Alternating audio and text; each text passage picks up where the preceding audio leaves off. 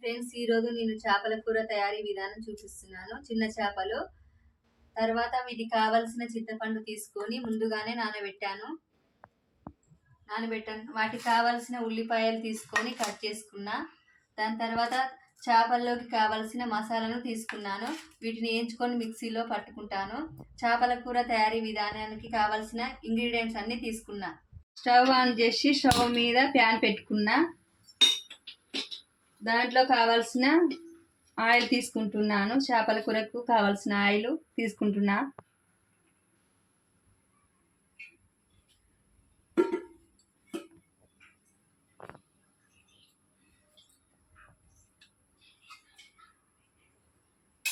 Oil వీటెక్కుతుంది. ఉల్లిపాయలు వేసుకుంటున్నా.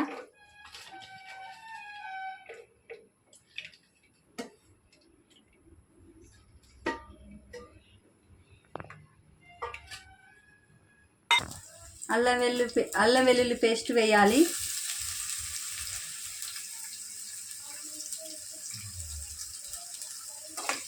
ఉల్లిపాయల్ని అల్లం వెల్లుల్లి పేస్ట్ని కలబెడుతున్నా.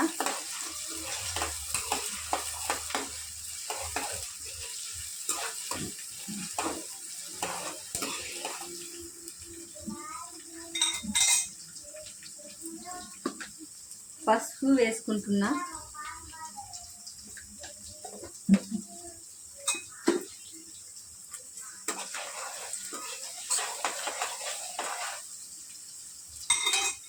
తర్వాత పోపు దినుసులు వేసుకుంటున్నా. జీలకర్ర వేసుకుంటున్నా. అన్నిటిని కలబెడుతున్నా.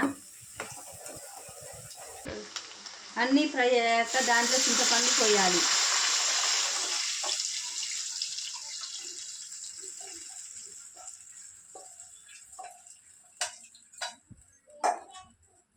చేపలకు సరిపోను చింతపండు పోసుకోవాలి.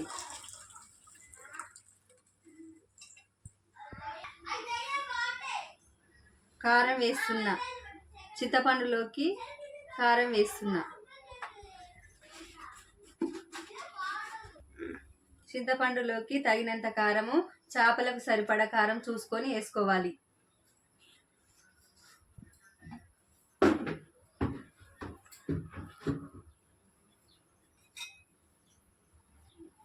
ఆ చింతపండు రసంలోకి అన్నిటినీ కలబెడుతున్నా.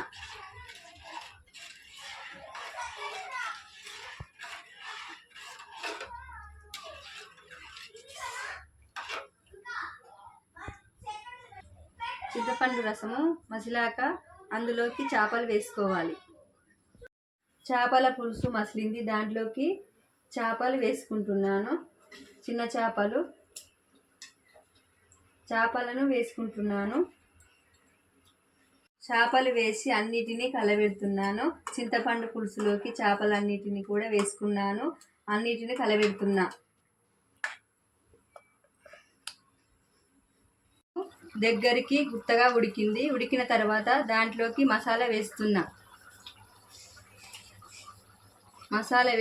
దాంట్లోకి మసాలా వేసి చేపలకు పట్టేలా అంతా కలబెడుతున్నా. చింతపండు రసం గుత్తగా ఉడికింది. ఈ చేపల కూర ఎంత టేస్టీగా ఉంటుంది.